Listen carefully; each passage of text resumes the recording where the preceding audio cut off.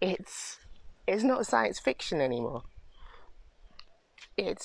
We've seen it, and we might want to pretend that we haven't, but we have. And joining the dots in what's happening, it's not too difficult to imagine what another development could look like.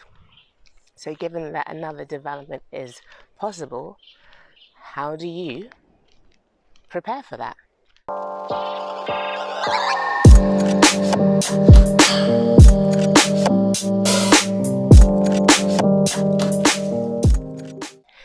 If you're thinking about moving abroad, but you are feeling really uncertain about what to do, where to turn, what the right move looks like, do you know what? I don't blame you. I live in Grenada, West Indies. I made the move here probably about a year ago, but I'm no stranger to moving abroad. Over the past 20 years, I've lived in a number of different places, but the way in which the world is looking right now, I think you would have to be nuts to not be concerned, to not worry about whether moving now is the right thing to do. Over the course of the past few years at the Exodus Collective, I have interviewed dozens of people who've made their moves abroad, primarily from the UK and the US to the Caribbean, but also to countries in West Africa as well. And the climate now is different. And that's coming from someone who started this conversation in the middle of 2020, and we all know what that was like. But the combination of issues, whether it is the recession, whether it is the war in Ukraine, whether it is what's happening between China and Taiwan, there's just so much to pick from. I feel the more that you start looking at these issues, the more that you are aware that there is this potential web of factors that could have an impact on your life, whether you decide to move abroad or not. But I want to be honest with you in that as much as there is the desire to escape, it really does behoove you to make sure that you have a plan A and a plan B and a plan C when you are moving to a country where you may not have deep-rooted links, where you may not have a huge sense of community, and where you might not have, you might not know how to move in a situation which is very different from that which you expected. So that conversation, I think, is one that's really important to have, because my hunch is that it's necessary. And this is coming from someone who is a journalist, who has been a news journalist for a very long time. And despite that, I don't really watch the news. I find that it's bad for my mental health. I feel that it's not giving me the full picture. And I'm not a conspiracy theorist, I don't own a tin hat. But I do definitely feel that even though I don't like the news, even though I don't particularly want to know what's going on everywhere, the amount of stuff that's happening now, really, you've got to pay attention to it. You've got to pay attention to it. So I would suggest that if you have this feeling that you want to move, but yet you are uncertain as to how to make that happen in a climate of total uncertainty, you're not the only one. In fact, it's entirely normal. And I would suggest if you're planning to move and you think everything is going to be okay and you can just ignore what's happening, and that you're just going to go for it regardless of understanding what it might look like if you're unable to get money out from the bank, what it might look like if you're unable to feed yourself via the supermarkets or the fish markets or any other place that you would go to buy food, then perhaps you should think again. Because the reality is that if I'd been saying this 5 years ago, you and I probably would have thought of myself, I'm nuts, that's crazy, that's never going to happen. But if you are an adult, if you're more than 2 years old, the fact is that you have lived through 2020 and 2021, and you are aware of what it feels like to go to a supermarket and at best not be able to buy toilet paper, in other places have rationing of how much food you can buy, and that's a thing. I don't think we can pretend that we didn't know what that felt like. And if that's happened once, it can happen again. So if it does happen again, I've got a lovely little animal behind me. I might have to get a stove and mash this dog.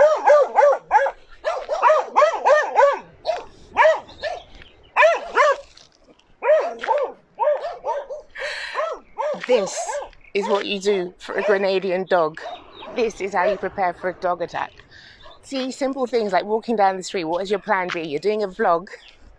A dog appears behind you. What do when the unexpected happens? How funny is that? Anyhow, let's regather, let's regroup as to what I was saying. Yeah, we know what it feels like for the unimaginable to happen. I mean, if it happens once, it can happen again. And if you join the dots on what's happening across the world, the chances of it happening are pretty high. And for me, being here in Grenada, I've got to be honest with you. A lot of what I was saying before coming here, I can't wait to have the delicious food and to be outdoors, and which is true. It is awesome. But I've also seen the reality of going to the supermarket and there being very little on the shelves.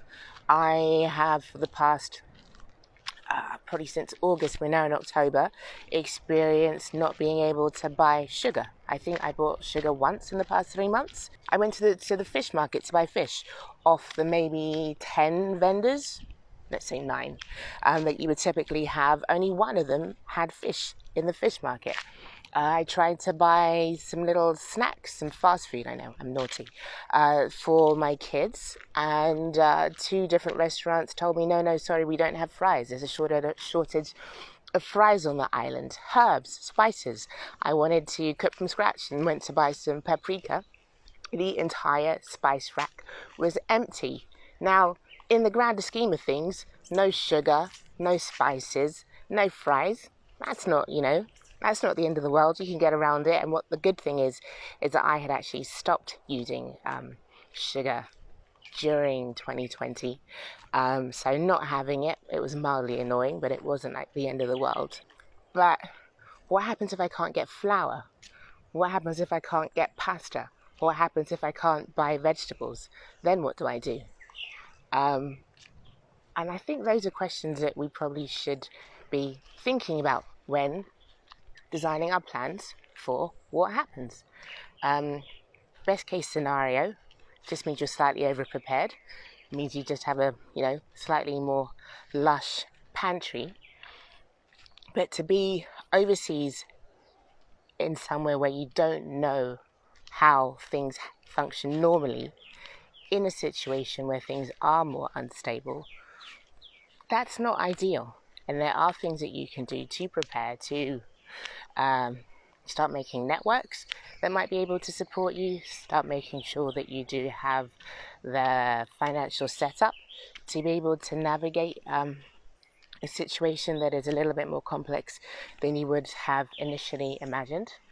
And I think that's really important. And I really cannot have conversations with people in which I have to pretend that I think that it's weird or out there to think about this stuff. I think it would be really irresponsible of me to just pretend that business as normal, assuming business as normal is the right strategy, because it isn't.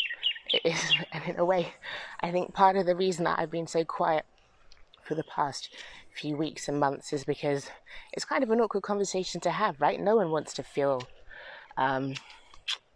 scared or concerned or anxious, and I don't want to say anything that's going to make people feel on edge. But similarly, saying nothing isn't really an option either, or pretending that it isn't there doesn't feel like the right move as well. And ultimately, the idea is not to get you to panic. I think there's loads of channels on YouTube, some of which I've managed to fall down the rabbit hole of, that will get you very scared. It's all over. The game changers happened. Putin's about to hit the button. The Fed is X, Y, Z. Fear is a very powerful motivator, and we as human beings respond to that a lot. But my aim is not to make you afraid. My aim is to converse with those of you who are aware or who are willing to be aware, so that you can start to put things in action, that you can start to have plans, and you can start to know what you're going to do if you have to do things differently. I spoke to a very special person who's moved to Ghana, and I was, just testing the field to kind of see how insane do I sound in having this conversation. And she was like, yeah, do you know what? I've been having the same thoughts too. And look, this is what I've done to my 1 acre garden. The garden is no longer a garden. The garden has been toiled by her gardeners. She is planting like enough food to feed the entire neighborhood. She has solar panels. She has amazing water collection system. And I was like, oh, there's me thinking that I'm, ahead of the game and thinking about this. But no, she's not just thinking about it, she's doing it. She's got the seeds, she's plowed the land, and is actually taking action so that her family will be fine. They'll be fine if she fancies not having to put to the supermarket and the supermarket's full. She'll be fine if the supermarket has nothing in it. And I think that's really the position that all of us need to be in. But yeah, a lot of people will think this is absolutely nuts, that it makes no sense, that I'm a conspiracy theorist, that I just like to worry. I really don't like to worry. There's nothing that I would prefer more than just getting on with my life, assuming that I can depend on the government and the supermarkets and whatever else that we take as standard for my well-being. But I have seen what it's like for that not to be there. I've been in Grenada during the events of last year. I've seen what it's like when it's really impossible to get into a supermarket. I've seen what it's like when schools are closed and there's no provision for your children. It's not science fiction anymore. We've seen it. And we might want to pretend that we haven't, but we have. And joining the dots in what's happening is, it's not too difficult to imagine what another development could look like. So given that another development is possible, how do you prepare for that? I'd love to know in the comments. What do you think? How are you starting to prepare? An interesting, I always like to, with these things that are a little bit out there, I always like to kind of get a few opinions before I put them out on YouTube and make myself look like a total nutter. And I went on a black relocation site on Facebook and asked if anyone was thinking or revising their plans on the basis of what's happening globally. There's a car about to come past. And within about 24 hours, there are maybe 120 answers, with people, just sharing their approaches to preparedness.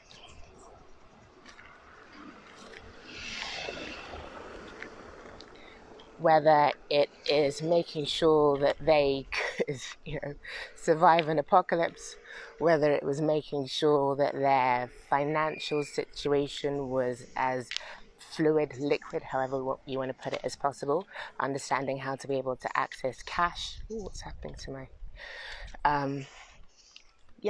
or to just worrying, or to wanting to be able to go off grid, wanting to understand permaculture, wanting to know how to build an earth house.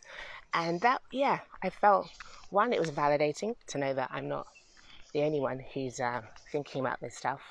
And two, just to see the real need for answers and confirmation that we do need a plan B. Everyone needs a plan B, C, D, E, and F. For me, if I'm being honest, I think it does look like being able to not be in an environment like this. Back in, when was it? Earlier this year, I posted a video that talks about my desire to get out. I mean, it's gorgeous, isn't it? Look at that. That's a pretty stunning view to wake up to. It's tracking my face, which you don't want. It's a pretty stunning view to wake up to. It's a really lovely neighborhood to be in, but in terms of being self-sufficient, in terms of being part of a community that I know has got me, this is not it. And given that I am responsible for 3 young children, I need to make sure that that's in place, that that is an option if I need it. It also looks like being able to grow my own food. Like, I go to the supermarket here and I pay 15 EC for a head of broccoli. That's like £5 for a head of broccoli. It's insane. It's insane really for me to complain about it, because I've had at least a year to figure out how to grow broccoli and to come up with my own solution where I could feed myself and probably have some to share with my neighbours.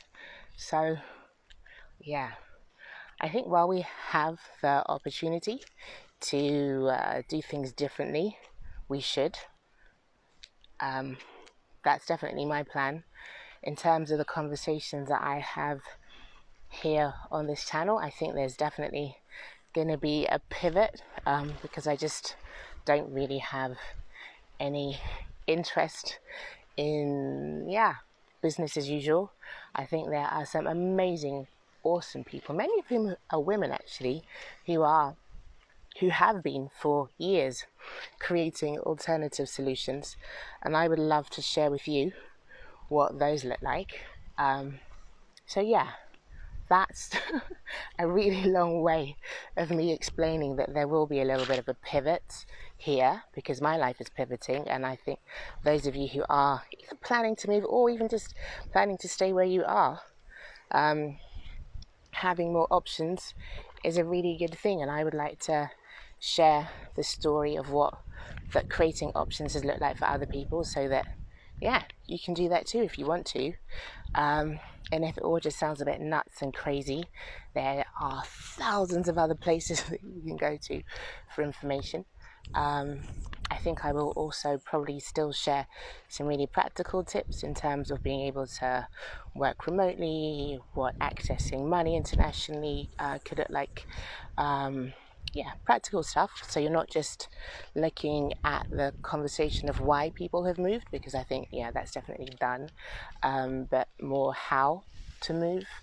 But I think in terms of my personal journey in understanding how to pivot, in understanding how to decomplexify my life, in understanding how to be more rooted, more grounded in this island, which is absolutely stunning and has some amazing people. That conversation is one that I think appeals to a much more niche audience, so I will start that elsewhere. So for those of you who find all of this stuff a little bit too tin hat, don't worry, I will not be talking about it on the Access Collective. That conversation will move elsewhere, and for those of you who want or who are curious to find out about what that looks like, definitely click the link to the new channel in the description below. Ultimately, plans. Whether you're moving, whether you're staying, how can you adapt? How can you stay agile? The next video is going to be understanding why being agile is important and how you can really make that a priority when you're designing your move abroad. And again, it's something that anyone can do. It doesn't have to be complicated. It doesn't even have to involve an Excel spreadsheet. So if you want to know a little bit more about what that looks like, the next video coming up will tell you exactly how you can do that too.